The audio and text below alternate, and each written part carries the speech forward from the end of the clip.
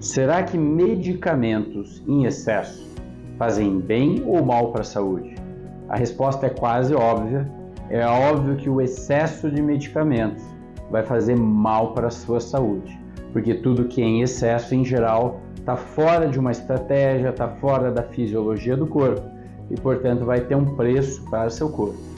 Mas o objetivo do vídeo de hoje é vocês entenderem um pouco mais o tipo dos medicamentos, o que eles provocam no nosso organismo e por que você tem que cuidar realmente na hora de decidir o que vai estar engolindo ou injetando no seu corpo. Se você quiser saber mais sobre esse assunto, dê o seu like, que é muito importante nesse vídeo, e já deixa aqui o seu comentário, as dúvidas que você tem sobre esse assunto, para que eu possa interagir com vocês. Compartilhe também com uma pessoa que possa se beneficiar deste conteúdo.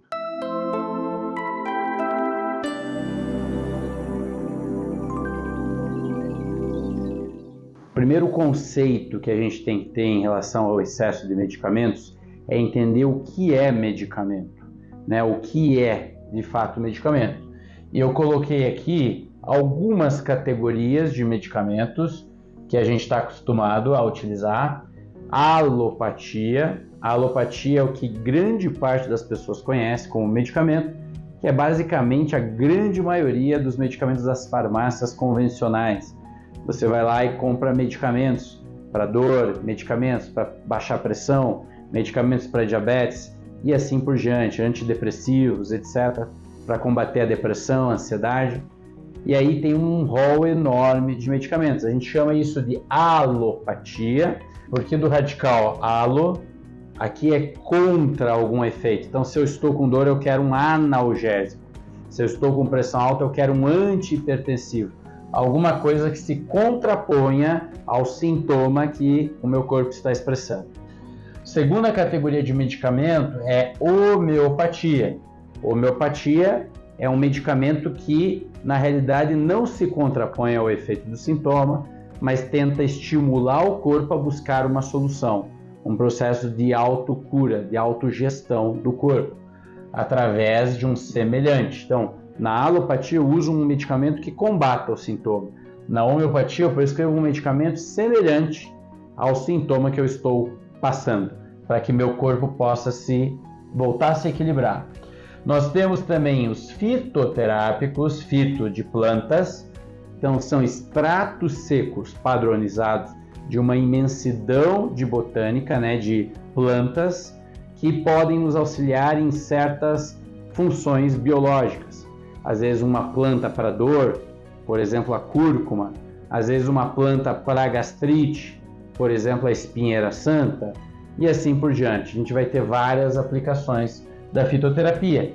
Nós temos também o medicamento, o hormônio. O hormônio passa a ser medicamento no momento em que a gente tem um declínio hormonal, que uma glândula do nosso corpo já não produz hormônio numa otimização de uma forma constante, e se a gente não repor esse hormônio, nosso corpo fica doente mais fácil.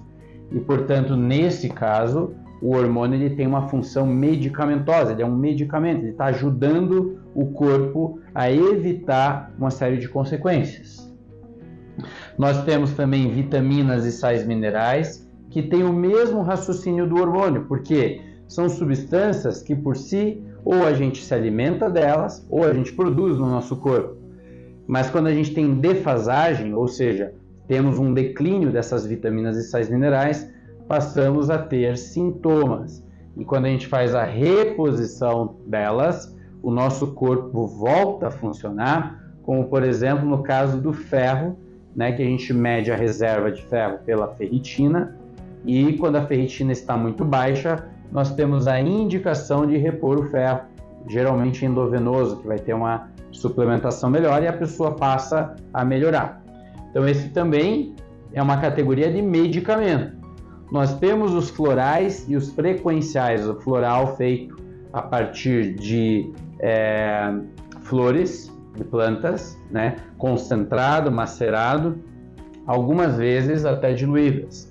E os frequenciais, que é uma categoria nova, a gente não vai entrar em detalhes sobre essas categorias de medicamentos, Mas, de fato, dentro das abordagens médicas e das prescrições possíveis de a gente fazer para uma pessoa, tem todas essas categorias.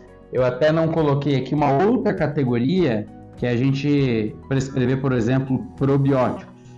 Os probióticos seria uma nova categoria também de medicamento, porque probiótico é lactobacilo, bifidobacterium, são várias cepas de bactérias que são benéficas ao nosso corpo e, portanto, elas podem ter uma ação como se fosse medicamentosa no nosso corpo, ajudando o nosso corpo a sair de um processo que ele está em desequilíbrio.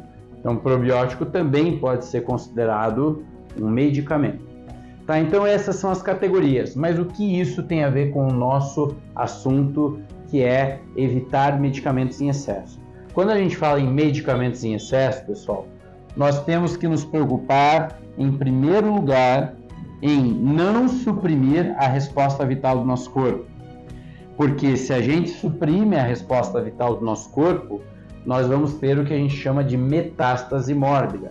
Esses dois conceitos de supressão e metástase mórbida é um conceito muito trabalhado pelo Samuel Hahnemann, né, que foi o médico que descobriu, que aplicou o princípio da similia similibus curantur, de Hipócrates, pai da medicina, e descobriu a homeopatia. A homeopatia discute muito a fundo as questões da supressão e da metástase mórbida. O que é isso, afinal? Isso tudo vai ajudar a gente a entender qual é o impacto dos medicamentos no nosso corpo quando a gente está em excesso. Na visão corpo e mente, dentro da abordagem vitalista da homeopatia e de muitas outras racionalidades corpo e mente da medicina, nós poderíamos estruturar esquematicamente em círculos os órgãos. No centro do círculo estaria o cérebro, estaria o processo mental, emoções e percepções, coração e rins, que são órgãos bem internos, até pela medicina chinesa são órgãos profundamente enraizados no nosso corpo. Depois nós teríamos as vísceras, como o estômago, o intestino e assim por diante. E por fim, essa camada externa seria a pele. Na visão vitalista da homeopatia, e isso vai ajudar muito a gente a entender os medicamentos, como que eles impactam no nosso corpo, o processo de adoecimento pode seguir uma trajetória de fora para dentro, o fator patogênico invadindo o corpo, como está nessa seta azul, atravessando a pele, indo para um órgão mais nobre até a parte mental da pessoa. Na visão vitalista, quando a pessoa está adoecida mentalmente, é o nível mais profundo de adoecimento. E por outro lado, quando existe essa flecha vermelha, a gente fala da resposta vital do nosso organismo frente às agressões do ambiente, agressões internas. Isso é o que? Basicamente, nós melhoramos, dentro da visão vitalista, dos órgãos mais internos para os órgãos mais externos. Ou seja, se eu tenho uma grande depressão e eu começo a melhorar essa depressão, talvez eu perceba nos meus pulmões ou no coração uma taquicardia, nos pulmões alguma excreção, eu começo a exonerar pelos pulmões processos de desarmonia mentais que estão sendo materializados ali, né? Vindo no corpo físico através de uma excreção do corpo. O que a gente chama isso de exoneração. Exoneração é um processo de limpeza, de cura, que o organismo tenta fazer para expulsar os fatores patogênicos ou a enfermidade de órgãos mais nobres para órgãos menos nobres. Estão acompanhando até aqui? É um conceito complexo. Isso pode ir até um ponto que eu melhorei muito da minha parte mental, da depressão, e de repente apareceu na minha pele um monte de alergia, um monte de lesões na pele, e eu me assusto. E aí o médico que está acompanhando, que sabe essas leis aqui, ele vai falar assim: espera um pouco que vai melhorar. E realmente depois de 7 dias essas lesões desaparecem e eu fiquei bem como um todo. Esse é o ciclo de cura né, que a gente fala de cura interna. Essa cura pode ser propiciada, em geral, por mudanças que a pessoa faz na vida dela. É óbvio, mudanças de paradigma, mudanças mentais, às vezes algum cuidado no estilo de vida, vai ajudar nos processos de cura. O medicamento homeopático faz isso também, a fitoterapia faz isso também, os hormônios ajudam o corpo a fazer isso, as vitaminas, os sais minerais, as florais, frequenciais, os probióticos. Todas essas categorias, com exceção da alopatia, ajudam o corpo a se restabelecer em direção à cura. Essa é a minha visão, tá? No entanto, existe uma categoria de medicamento que não faz isso, que é a alopatia. E por que a alopatia não faz isso? Porque a alopatia, ela não tenta reordenar essa relação aqui interna e fazer o corpo se automodular. Ela faz o contrário, ela joga um remédio para dentro do corpo para que bloqueie aquele sintoma, para que bloqueie aquela manifestação da doença. No entanto, quando a gente faz isso, toma omeprazol para gastrite, usa um corticoide para lesão na pele, usa corticoide para alergia, para rinite, usa antidepressivo para depressão, usa um antiarrítmico para o coração e assim por diante. Eu não estou dizendo que eles não têm indicação, às vezes é necessário a pessoa tomar medicamento alopático, porém a alopatia sempre vem com uma característica, é o quê? Supressão de sintomas. Supressão de sintomas. Quando a gente suprime um sintoma no corpo, sempre vai ter o que a gente chama de metástase mórbida. Então, basicamente, o que a gente tem que entender? O processo de enfermidade no corpo, ele não fica só num local. A gente aprendeu a dividir o corpo e classificar por especialidades médicas, como se as doenças de um órgão não conversassem com o adoecimento de outro órgão. Então, o pneumologista só trata asma, rinite, algum problema pulmonar. Mas e quem disse que essa doença que está no pulmão é só do pulmão? Se eu usar um monte de corticoide e expulsar essa doença, anti-inflamar a asma, fazer realmente a pessoa não ter mais nenhum problema com a asma, o que vai acontecer? Metástase mórbida. A patologia que estava no pulmão vai para algum órgão. Às vezes vai para um órgão mais até profundo, ela vai adentrando o organismo, vai para o coração, vai para a parte mental, tá? E a pessoa melhora do pulmão, mas piora no quadro geral dela.